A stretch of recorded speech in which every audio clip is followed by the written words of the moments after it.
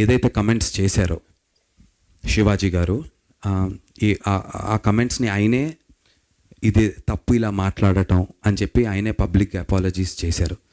So నిన్ననో మొన్ననో జరిగినటువంటి ఒక ప్రెస్ మీట్లో ఆయన, ప్రెస్ మీట్ కాదనుకుంటే ఎక్కడో మా కమిషన్ బయట చెప్పడం జరిగింది. కాబట్టి అది మాట్లాడిన వారే అపాలజీస్ చేసినప్పుడు డెఫినెట్లీ మనుషులం. ఆయన ఆ 2 వర్డ్స్ తప్పే కానీ అన్నదానికి కట్టుబడి ఉన్నాను అన్నాడు. అంటే మొత్తం అది కరెక్ట్ ఉన్నదానికి జస్ట్ నేను వాడిన 2 వర్డ్స్ మాత్రం అది తప్పది. నేను దానికి సారీ చెప్తున్నా కానీ అన్న మిగతా వాటికి మొత్తం కూడా కట్టుబడి ఉన్నాను అనేసి కూడా ఆయన చెప్తున్న పరిస్థితి. లేదన్నా నాకు కూడా టు గివ్ అన్ ఎగ్జాంపుల్, నిన్న తలపతి విజయ్ గారు మలేషియాలోనో ఐ డోంట్ నో వేరే దేశం నాకు తెలియదు ఎక్కడో ఫ్యాన్స్ మలేషియాలోనో అబ్బాయి సూట్ వేసుకున్నారు, వెంట్రుక గోరుముకు కూడా కనబడడు, మీద పడిపోయి తొక్కేస్తున్నారు, చీరేస్తున్నారు.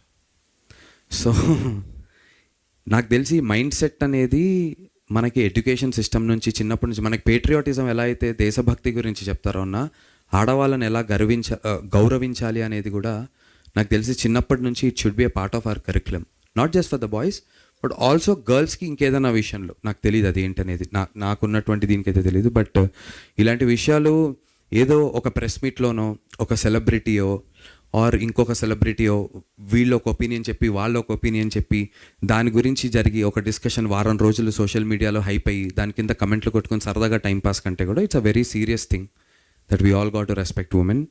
ఒక్కొక్కరికి ఒక్కొక్క పర్స్పెక్టివ్ ఉంటుంది. ఇప్పుడు శివాజీ గారు చెప్పిన దాంట్లో తప్పు గురించి మాట్లాడామనుకోండి అన్న, ఫర్ ఎగ్జాంపుల్ ఆయన చెప్పినటువంటి ఏదైతే ఒక విషయం ఉందో దానిని బ్యాక్ చేస్తున్నటువంటి ఎగ్జాంపుల్స్ కూడా చాలా ఉన్నాయి. అనసూయ గారు, ఝాన్సీ గారు వీళ్ళు చెప్పినటువంటి విషయం ఏదైతే ఉందో దాన్ని బ్యాక్ చేస్తున్నటువంటి ఎగ్జాంపుల్స్ కూడా చాలా ఉన్నాయి, డెఫినెట్లీ ఉన్నాయి. ఎక్కువ ఎగ్జాంపుల్స్ డెఫినెట్లీ ప్రాబిలిటీస్ ఇటుపక్క ఎక్కువ ఉండుంటాయి ఉమెన్ చెప్తున్న దాని పట్ల. Definitely I agree and I stand by the women.